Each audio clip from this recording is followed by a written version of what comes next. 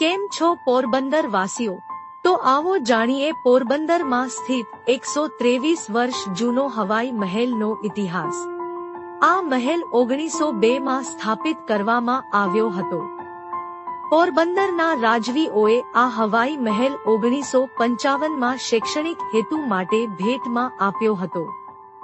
દરિયાઈ મહેલમાં વર્ષ 1955 થી રામબા ગ્રેજ્યુએટ કોલેજનો પ્રારંભ થયો હતો। સરકારી આરજીટી કોલેજે અનેક શિક્ષકો આપ્યા છે। બાળકોના જીવન ઘડતરનું કામ કર્યું છે। અહીં બીએડ અને એમએડ બંને અભ્યાસક્રમ ચાલે છે। ભાવિ શિક્ષકો તાલીમ લઈ ચૂક્યા છે। આ કોલેજની વિશેષતા એ છે કે અહીં દરેક ધર્મની પ્રાર્થના સંગીતમય શૈલીમાં બોલવામાં આવે છે।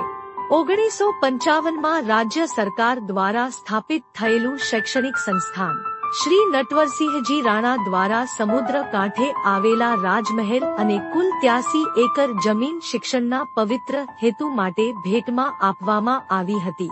આ સંસ્થાની સ્થાપનાએ ગુજરાત સહિત સમગ્ર રાષ્ટ્રીય શૈક્ષણિક ક્ષેત્રમાં પ્રતિભાશાળી લોકોનું ધ્યાન ખેંચ્યું।